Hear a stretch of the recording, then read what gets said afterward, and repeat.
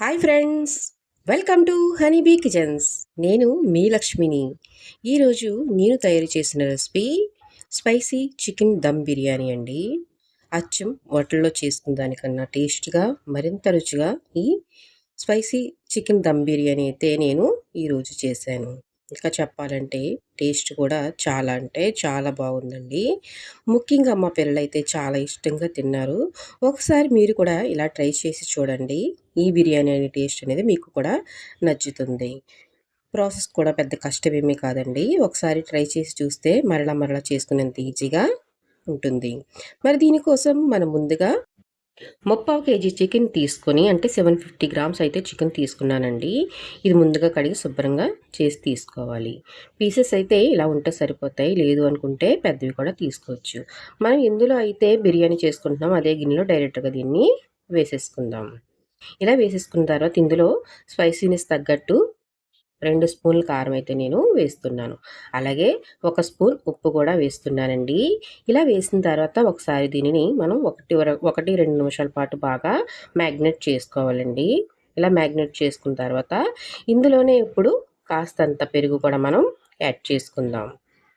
పెరుగు కూడా యాడ్ చేసిన తర్వాత మరొక 2 నిమిషాల పాటు దీన్ని బాగా కలుపుకోవాలి. ఇలా కలుపుకుంటే బిర్యానీ టేస్ట్ అనేది బాగుంటుందండి. ఉప్పు, కారం, పెరుగు అనేది దీనికి బాగా పడతాయి.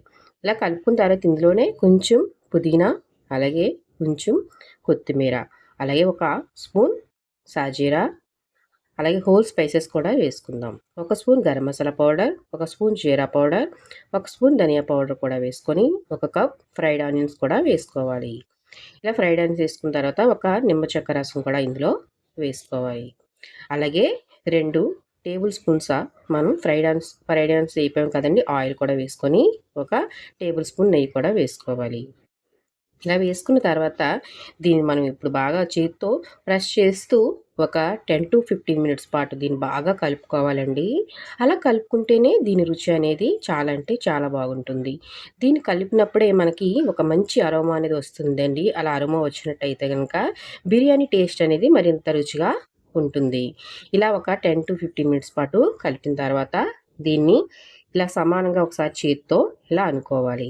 ఇలా అనుకున్న తర్వాత ఇప్పుడు ఇందులోకి 2 పచ్చిమిర్చి కూడా యాడ్ చేసుకోవాలి. ఇలా పచ్చిమిర్చి వేసిన తర్వాత కాస్త మళ్ళీ ఫ్రైడ్ ఆనియన్స్, అలాగే కొంచెం కొత్తిమీర, పుదీనా కూడా యాడ్ చేసుకోవాలి. ఇలా యాడ్ చేసుకున్న తర్వాత దీని మీద మూత పెట్టుకొని ఫ్రిడ్జ్లో ఒక 2-3 అవర్స్ పాటు పెట్టుకోవాలి. ఇప్పుడు నేను బియ్యం అయితే తీసుకుంటున్నానండి. 750 గ్రామ్స్ నేనైతే చికెన్ తీసుకున్నాను కాబట్టి దగ్గర దగ్గర కేజీ రైస్ అయితే తీసుకున్నాను. ఇలా కేజీ రైస్ తీసుకున్న తర్వాత బాస్మతి రైస్ అయితే తీసుకున్నాను. ఒకవేళ బాస్మతి రైస్ వద్దనుకుంటే సోనా మైసూర్ కూడా తీసుకోవచ్చు. అలాగే పాత రైస్ అయితే బిర్యానీకి మరింత టేస్ట్గా ఉంటుంది. కొత్త రైస్ అయితే కొంచెం ముద్దగా అయిపోతుంది. పాత రైస్ అయితే ఇలా కలర్ చేంజ్ అయినట్టు కనపడుతుందండి, అది పాత రైస్.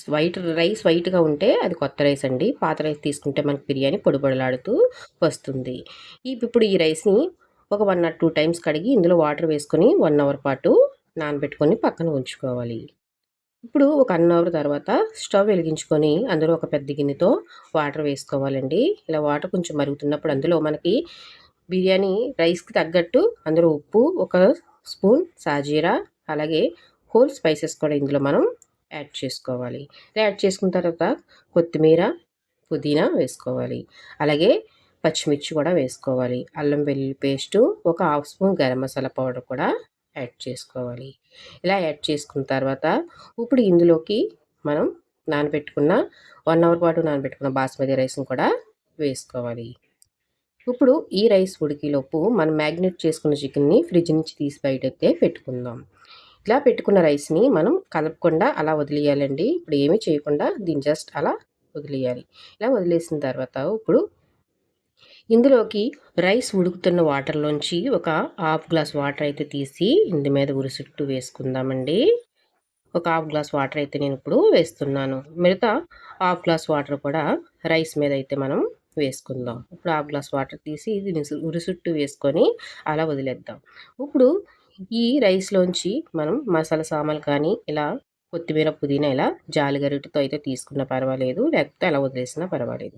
ఇప్పుడు ఒక హాఫ్ చెక్క నిమ్మకాయ పెట్టుకుందాం. అలాగే ఒక స్పూన్ ఆయిల్ కూడా వేసుకుందాం. ఇలా ఆయిల్ నిమ్మచక్క పిండుకోవడం వల్ల రైస్ పొడి పొడిగా ఉంటుంది. రైస్ వైట్‌గా కూడా ఉంటుంది.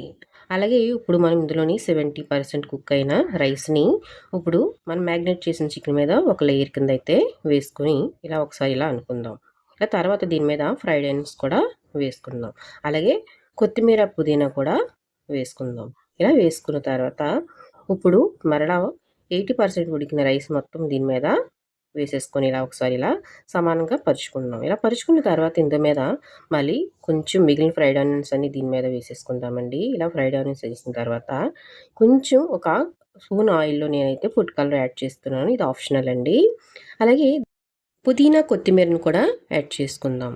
అలాగే ఒక హాఫ్ స్పూన్ నెయ్యి కూడా వేసుకుందామండి. అలాగే చిటికెడు గరం మసాలా పౌడర్ కూడా పైన లైట్‌గా చల్లుకుందాం.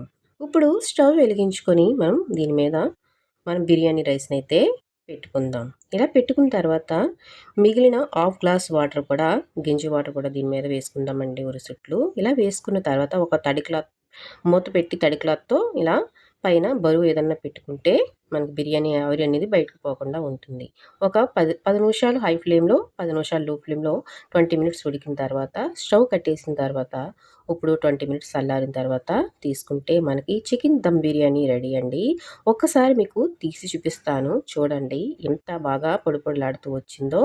అడుగు నుంచి కూడా ఒకసారి మీకు తీసి చూపిస్తాను. చాలా అంటే చాలా బాగా వచ్చిందండి బిర్యానీ. చూస్తుంటేనే తెలిసిపోతుంది కదండీ బిర్యానీ ఎంత బాగా వచ్చిందనేది. చూసారు కదా! అడుగు నుంచి కూడా నేను మీకు తీసి చూపిస్తున్నాను.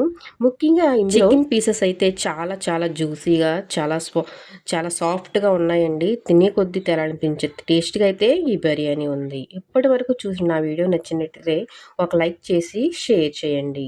మరిన్ని వీడియోస్ కోసం నా ఛానల్‌ని సబ్స్క్రైబ్ చేసుకోండి. మరిన్ని వీడియోస్‌తో మీ ముందుకి వస్తుంటాను.